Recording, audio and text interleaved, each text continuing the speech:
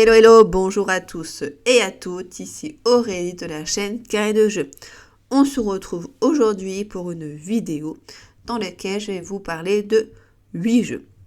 J'ai sélectionné ces 8 jeux parmi tous les jeux auxquels j'ai pu jouer depuis environ 12 mois. Ces 8 jeux, ce sont ceux qui m'ont le plus marqué.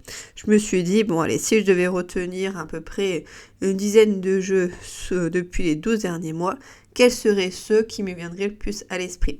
Quels sont ceux qui m'ont le plus marqué, auxquels j'ai le plus joué, voilà, et que j'avais envie du coup de vous partager. C'est peut-être des jeux qui sont connus depuis longtemps, mais que j'avais pas encore joué. Je précise que c'est forcément des jeux auxquels j'ai joué la première fois depuis, au maximum depuis 1 an. C'est pas des jeux que j'avais découverts avant et sur lesquels je me suis remise dessus. Donc c'est vraiment suite à une découverte du jeu sur lequel j'ai accroché et que j'avais envie donc du coup de vous parler. De manière assez étrange, entre guillemets, on va dire. Moi qui suis plutôt du genre à jouer du deck building, on va finalement retrouver pas mal de jeux qui ne sont pas sur cette thématique-là. C'était d'ailleurs pour cela qui m'ont le plus marqué aussi, parce que ça changeait peut-être aussi de la mécanique de jeu de base. Donc on va démarrer. Donc il y a Sorcellerie. Sorcellerie, donc un jeu édité par Nuts du coup, que j'ai joué, donc beaucoup joué en fait, il y a une campagne à l'intérieur. J'ai fait tous les défis, j'ai tous réussi, sauf 2, ça doit être parmi les 2 derniers, je crois, quelque chose comme ça. Voilà, on sent que le niveau est un peu plus corsé, donc voilà, ceux-là je ne les ai pas réussi. Sorcellerie, déjà j'aime bien le gameplay de draft qu'il y a au début du jeu où on doit choisir entre 2 sorcières, 2 cartes de sorcières. Donc les cartes sorcières, ce sont celles-ci. Donc on en pioche 2 et puis on doit en sélectionner une parmi les 2. Donc elles ont chacune des effets différents et il y a des combos entre certaines cartes. Donc ça, j'ai trouvé ça sympa parce que finalement j'ai pas beaucoup de jeux de draft comme ça sans non plus que ça dure trop longtemps. Et ce que j'aime bien aussi dans ce jeu, c'est que à chaque fois qu'on va la jouer, on va choisir entre soit jouer la sorcière face cachée, donc on va pouvoir ensuite récupérer la carte pour un autre tour, soit la jouer face révélée et la sorcière va aller en prison, donc on va perdre du coup la carte. Face révélée, elles sont plus fortes, mais du coup, voilà, le petit problème, c'est que la carte va aller donc en prison. Il y a certaines cartes qui peuvent permettre de les récupérer, mais voilà, généralement, c'est pas très souvent. Et si on en récupère une, souvent on peut pas faire de force de combat sur le moment. Donc le but du jeu, ça va être de pouvoir vaincre des événements, je sais pas comment ils appellent ça, je me souviens plus, des événements comme ça, et dessus il va y avoir plein de petites créatures, des possédés, voilà, plusieurs créatures qui vont être présentes, qu'il va falloir du coup vaincre, donc avec le nombre qui est indiqué, le chiffre qui est indiqué en haut, et il va falloir du coup vaincre ce chiffre-là, plus celui donc de la mission, si on veut ne pas avoir de dégâts. Sinon, en condition d'échec, on a quelque chose qui va s'imposer à nous. Ce que j'ai trouvé sympa, c'est que généralement, on ne peut pas réussir à tout faire. C'est assez compliqué. On peut y arriver, mais bon, voilà, c'est pas tout le temps. Donc souvent, on va devoir choisir. Donc si on échoue à la mission, on va avoir un effet... on va avoir une condition de défaite qui va commencer à s'accumuler. Donc vaut mieux réussir la mission et échouer du coup aux petits défis. Voilà, ce sont des défis. Ce qui est intéressant, c'est que donc, les défis ont des conditions de défaite ou de réussite dessus qui vont être différents, même s'il y a des doublons de cartes. Et on va pouvoir choisir en train de se dire, là, si je ne réussis pas ce défi-là, je vais, je sais pas, par exemple, devoir perdre un villageois ou devoir prendre une malédiction en plus. Et il faut faire attention parce que si on prend trop de malédictions ou si on perd trop de villageois, par exemple, on peut perdre la partie. Donc pas mal de choix stratégiques à faire tout le long du jeu. Ce que j'ai trouvé aussi très intéressant justement, c'est le fait qu'il y ait plusieurs conditions de défaite. Et ce qui fait qu'il faut jongler entre tout ça pour pouvoir y arriver. Donc ça qui m'a bien intéressé aussi. Le jeu est rapide à mettre en place. Voilà, il y a une petite sélection de cartes à faire au début par rapport à chacun des défis, mais ça ne m'a pas dérangé plus que ça. Donc prochain jeu, c'est Paléo, un jeu donc assez connu qui est un jeu d'aventure que j'avais hésité depuis longtemps à acquérir et du coup voilà, c'est chose faite maintenant, mais voilà, ça faisait longtemps que je me disais qu'il m'intéressait.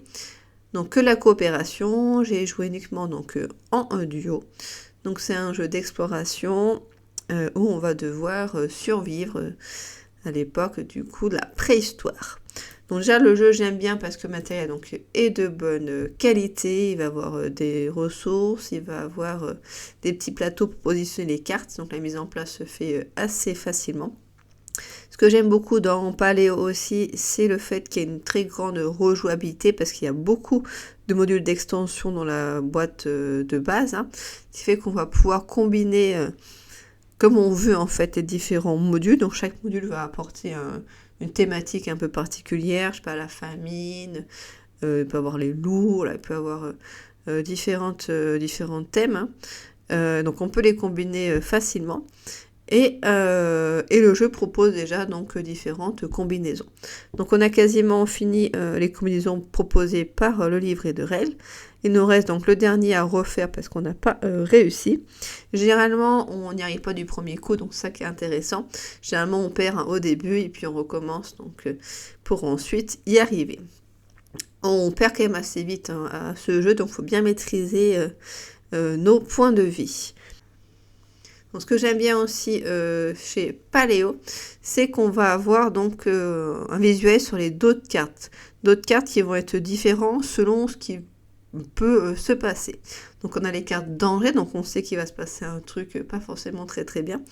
On va avoir les cartes, on va avoir des cartes forêt, des cartes lac, des cartes montagne, et on sait que selon le type de carte, on va avoir telle ou telle ressource. Il y a des cartes aussi spécifiques sur les modules avec des icônes dessus, mais souvent il y a plusieurs fois même icônes. Donc il faut se souvenir que potentiellement derrière cette carte-là, il peut y avoir un danger ou au contraire quelque chose du coup à récupérer. Donc c'est un jeu qui est basé un petit peu aussi sur la mémoire, donc ce que je trouve intéressant. Donc voici par rapport à Paléo. J'ai l'extension Un Nouvel Air du coup à tester, hein, qu'on n'a pas encore fait avec Karine et qui va se comboter après avec le jeu.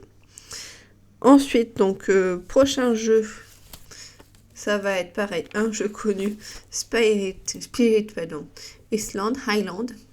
Je suis pas très douée pour prononcer ce nom. Pareil qu'il y a un jeu coopératif, mais généralement je suis vraiment basée sur du coopératif que je joue avec Karine, qu'on a découvert assez récemment, hein. Et voilà, et franchement qu'on adore. Alors par contre, ce jeu, moi je trouve pas, le matériel est présent, il y a du beau matériel, il y a des petits jetons, des petits pour les ennemis, pour les alliés. Bon, c'est des petits pions pour nous, c'est moins élégant. Mais voilà, je suis pas trop fan du visuel. Je le trouve pas très très très beau. Je trouve que ça fait un peu vieux jeu. Voilà. Mais bon, après, ça n'empêche pas d'y jouer, mais je peux pas dire que j'accroche beaucoup sur le visuel. Ce que j'aime bien dessus, c'est qu'il y a pas mal d'actions possibles, pas mal de solutions, pas mal d'éléments à prendre en compte sans que ce soit trop compliqué, hein. Je trouve pas que ce soit un jeu difficile à appréhender. On va avoir aussi une visibilité sur les actions des ennemis. Donc on va savoir qu'ils vont d'abord faire telle ou telle action. Donc ça nous permet potentiellement au mieux hein, d'essayer donc de gérer un peu certaines zones. Les esprits sont énormément, donc ça donne aussi une bonne rejouabilité. Donc les esprits sont vraiment différents les uns par rapport aux autres. Ils ont des capacités spéciales aussi qu'on peut activer en combattant les icônes sur nos cartes. Donc quand on va récupérer des cartes, il va falloir qu'on fasse des bons choix stratégiques entre les icônes présentes, mais aussi entre la capacité qui est présente sur la carte. Ce que j'aime bien aussi, c'est que il y a sur les cartes, en fait, il y a des actions immédiates qu'on va pouvoir faire tout de suite avant que les ennemis attaquent. Mais certaines cartes, en fait, certains effets des esprits ont un effet donc du coup passif, dormant, je sais plus comment ils appellent ça, qui fait qu'ils vont attaquer, enfin qu'on va agir seulement après l'attaque des ennemis. Donc ça sera plutôt on va dire un effet pour le tour d'après. Donc pour ça, il faut bien anticiper et bien gérer notre jeu pour pas se faire avoir. Le prochain jeu, pareil, qui est assez connu, It's a Wonderful World, que j'ai donc joué la version Kickstarter, donc avec les campagnes à l'intérieur, que j'ai vraiment adoré. J'ai enchaîné donc les différentes parties. Le matériel aussi est beau, le jeu se met en place très très vite, donc que je trouve ça plutôt bien. J'avais joué aussi avec Karine, mais voilà, j'ai beaucoup préféré y jouer en solo parce que la phase de draft revient quand même très vite et je trouve que c'était un peu long des fois d'attendre l'autre joueur. Enfin voilà, je préfère la version solo. Là pour le coup, il n'y a pas de draft à réaliser parce qu'on met les paquets de manière un petit peu aléatoire. Mais voilà, je trouve ça plus intéressant, surtout quand ça revient souvent. Moi j'aime bien le draft comme par exemple dans Sorcery aussi au début, mais sans forcément que ça intervienne tout le long du jeu. Donc on va poser donc nos ressources sur la carte et quand on l'a totalement remplie, on du coup la valide. Donc il y a la campagne qui est très intéressante parce qu'on va devoir faire des choix au fil du jeu, et qui fait que du coup ça va influencer la suite du jeu, avec du matériel en plus ou des cartes du coup qui vont être différentes. Si on perd, on a aussi une carte à récupérer. Donc là, moi j'aime bien, de toute façon, si un mode campagne, ça me plaît. J'avais testé It's a Wonderful Kingdom, en me disant que voilà, j'allais sûrement apprécier parce que c'était le même style. Mais non, j'ai pas du tout accroché, parce que je trouvais qu'il était un peu, trop complexe, entre guillemets. Il y avait trop d'autres éléments à prendre en compte qui m'ont pas trop emballé. Moi, j'étais vraiment bien accrochée sur le système très simple de mécanique de jeu du premier. Donc celui-là, j'ai pas accroché du tout. Ensuite, alors... Mifwin, je sais pas comment ça se prononce. Alors celui-là c'est assez particulier parce que c'est pas forcément un jeu que j'ai beaucoup apprécié sur la durée. J'ai fait une vidéo critique de ce jeu, donc n'hésitez pas à aller la voir. Par contre, j'ai adoré donc mes premières parties. J'ai vraiment trouvé original, très très très beau le jeu. Avec différents plateaux qu'on remet directement dans la boîte, donc en termes de mise en place, c'est nickel. De sauvegarde de partie, c'est nickel. Selon les personnages qu'on prend, les mécaniques vont être différentes, donc je trouve ça aussi très intéressant. On va améliorer petit à petit notre cité, donc ça aussi je trouve ça sympa avec les bâtiments qui vont se construire entre guillemets, progressivement, la gestion un petit peu des ressources, les événements qui vont arriver. Je me suis assez bien mis dans l'histoire un petit peu féerique, ça donne un côté un peu calme, reposant en fait. Donc ça j'ai beaucoup aimé. Donc voilà, pour ce côté-là, c'est un jeu qui m'est resté du coup en mémoire, même si au bout de quelques parties, voilà, je me suis assez vite lassée avec Karine, parce que ça tourne un petit peu en rond. Mais si vous avez l'occasion juste de le louer pour le tester, n'hésitez pas parce qu'il est quand même, je trouve, assez sympa au moins à découvrir. Mais ne l'achetez pas, surtout vu le prix. Ensuite, le prochain, c'est SkyTeam. Donc, pareil, la coopération donc en duo.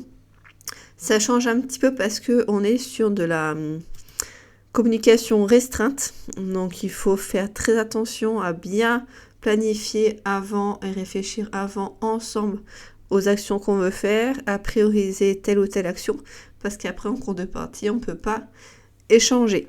Voilà, donc souvent on peut se retrouver en difficulté si on n'a pas priorisé les choses. Donc Skype Team, pareil, il y a différents niveaux de difficulté avec pas mal d'ajouts de contenu. Donc vraiment très intéressant, la mise en place est facile à réaliser, c'est plutôt réaliste. Donc voilà, c'est sympa avec notre petit avion, enfin notre petit, voilà, comment dire, je sais pas comment ça s'appelle, station de, enfin notre commande, voilà, la commande de notre avion avec les freins d'atterrissage, avec les différentes, enfin les éléments, voilà, les tours de contrôle. Et du coup, les autres avions là, qui vont arriver, enfin, qu'on arrive nous plutôt vers eux pour pouvoir atterrir, qu'on va devoir du coup enlever, sinon on perd parce que du coup, on subit un crash. Ce que j'aime bien aussi, c'est que même si c'est basé sur un G2D, on va pouvoir modifier un peu la valeur, soit avec le café, soit avec des jetons du coup de relance. Donc à utiliser évidemment avec modération. Mais du coup, ouais, ça, je trouve que c'est vraiment très très bien. J'ai reçu donc l'extension qu'il faut que je teste. Je pensais d'abord finir le jeu de base, mais bon, peut-être que je vais me tenter un peu pour le découvrir un petit peu plus.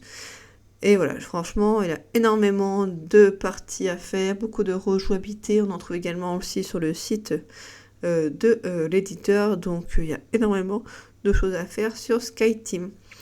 Donc, c'est pour ça qu'il m'a vraiment beaucoup plu. Ensuite, avant-dernier jeu, Cloud Hedge,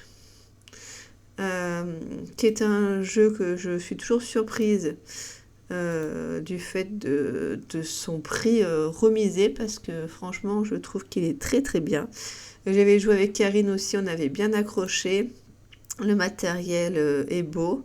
On a des petits plateaux individuels qu'on va pouvoir customiser.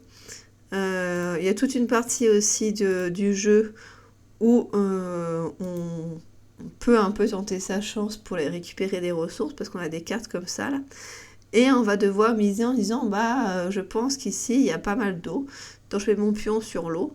Par contre, si au final, c'était effectivement là où il y en avait le plus, je récupère rien. Donc il faut miser sur là où il y en a beaucoup, mais sans que ce soit la quantité la plus importante. Et en tout cas, pour le solo, c'est comme ça. Et on peut aussi essayer de récupérer 2-3 bonus sur les cartes selon la zone que l'on va choisir. Donc j'aime bien ce côté-là, un petit peu prise de risque, qui me plaît bien.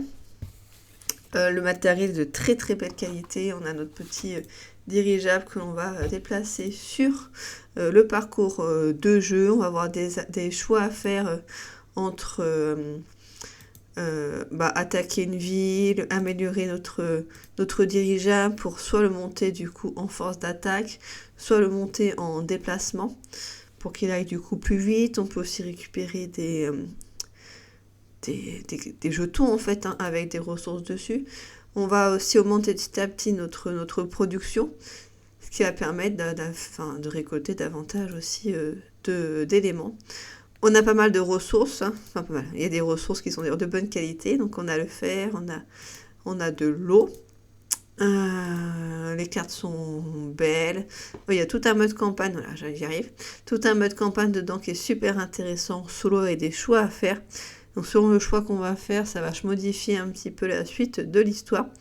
Voilà, enfin franchement, je ne comprends pas pourquoi il est aussi remisé, alors que je trouve que c'est un très bon jeu. Qui est facile à jouer en plus, avec des cartes objectifs qui vont changer, donc il y a beaucoup de cartes, donc en termes de rejouabilité, c'est quand même assez important. Voilà, donc franchement, n'hésitez pas à le tester, on peut le retrouver pas trop cher, parce qu'il est souvent en prix réduit. Et donc le dernier, ça va être Fresh Waterfly, donc un jeu de pêche. J'avais testé de même auteur, du coup, Cold Water Chrome, donc également un jeu de pêche qui est ici, mais que j'avais beaucoup aimé. Mais voilà, c'était plutôt du concours de pêche. Là, c'est vraiment de la pêche directement, avec notre petite manivelle pour remonter donc le poisson sur notre canne à pêche. Donc il faut faire le tour complet pour pouvoir avancer petit à petit le poisson.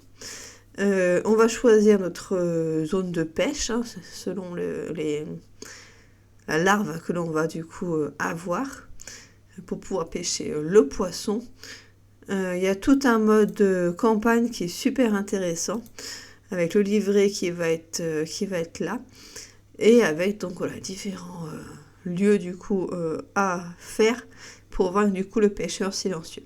À chaque fois, on va cocher des cases selon les poissons qu'on va récupérer, et on va pouvoir avoir des bonus de partie du coup en partie. Donc ça, c'est plutôt sympathique. Et pareil, il y a plusieurs façons d'y arriver. Il y a plusieurs cannes à pêche aussi, avec des subtilités. Donc franchement, très intéressant. Ce qui est bien aussi dans le livret, c'est qu'il y a plusieurs pages déjà présentes. Donc on peut un peu écrire dessus, sans forcément avoir à faire de photocopie. Donc franchement, j'ai vraiment trouvé très sympa. Le jeu est vraiment réaliste. Donc voici pour cette sélection de 8 jeux qui me sont restés en mémoire sur l'année. N'hésitez pas à me dire, vous, quels sont vos jeux, donc pareil, qui vous ont le plus marqué. Et puis, si certains jeux que j'ai présentés peuvent vous intéresser. Merci bien en tout cas d'avoir regardé la vidéo. Et puis à bientôt sur notre chaîne Carnet de Jeux.